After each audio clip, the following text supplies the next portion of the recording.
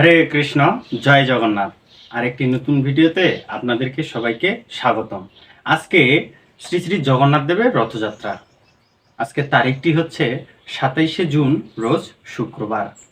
তো আপনারা দেখতে পাচ্ছেন আমার সামনে একটি কাঁঠাল। আমরা জানি জগন্নাথ দেব কাঁঠাল চুরি করেছিলেন, শাস্ত্রে এর বর্ণনা দেওয়া রয়েছে। তো কাঁঠাল হচ্ছে জগন্নাথের সবচেয়ে প্রিয় একটা ফল। তো এই কাঁঠালটা আমি আজকে মন্দিরে নিয়ে যাব। তো এই কাঁঠাল নিয়ে জগন্নাথ দেবের যে লীলাটি রয়েছে সেটা একটু বলার চেষ্টা করতেছি। আপনার যদি সময় থাকে ধৈর্য সহকারে একটু শ্রবণ করুন। কোথায় শাস্ত্রে বলা রয়েছে এরকম যে জগন্নাথ দেবের এক সময় কাঁঠাল খাওয়ার ইচ্ছে হলো।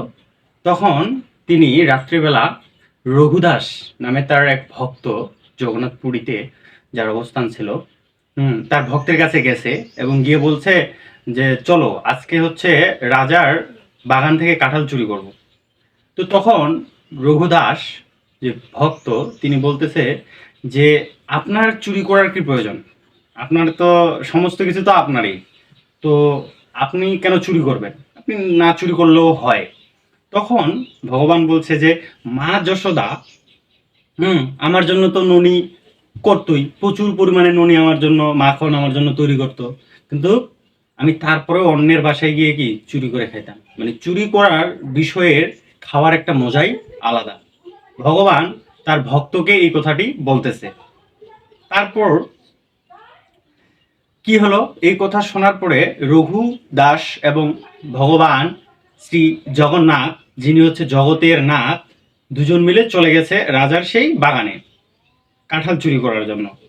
তো কাঁঠাল চুরি করার ক্ষেত্রে কোন জিনিসটা চুরি করা হবে যেটা সবচেয়ে বড় এবং ভালো দেখতে, তো গাছের মধ্যে চড়াই দিছে রঘুদাসকে।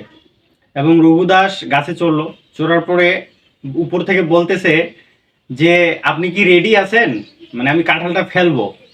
ভগবান কি করছে, বলছে যে হ্যাঁ আমি আছি। শব্দ দেওয়ার পর ওখান থেকে পালাই গেছে। আর কাঁঠালটা উপর থেকে ফেলাই দিছে, ফেলে দেওয়ার পর কি একটা শব্দ হবে।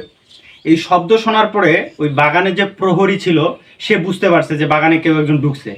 আসার পরে দেখে যে কাঁঠাল আশেপাশে দেখে কেউ নাই, কিন্তু কাঁঠালের গাছের গোড়ার মধ্যে একটা কাঁঠাল ফেটে আছে। তো তারপরে উপরের দিকে তাকায় যে রঘুদাস। পরে এই কথা রাজার কাছে চলে যায়। রাজা সৈন্য মন্ত্রী মশাই নিয়ে চলে আসে। আসার পরে দেখে, প্রথমে বিশ্বাস করেনি যে রঘুদাস এই ধরনের কাজটা করবে আর কি। তো আসার পরে দেখে যে হ্যাঁ রঘুদাস এই কাজটা করছে।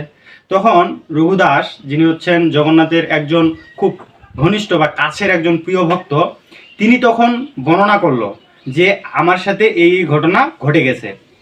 এবং এই জায়গায় ভগবান যখন কোনো কিছু লীলা করে কিছু না কিছু রেখে যায়। যেমন সেই সময় ভগবানের পরনে যে কি বলে ওটাকে, চাদরের মতো এভাবে যে রাখে, উত্তরীয় বলে এটাকে, উত্তরীয়, সেটা ওখানেই রয়েছে, ওই বাগানের মধ্যে রয়েছে।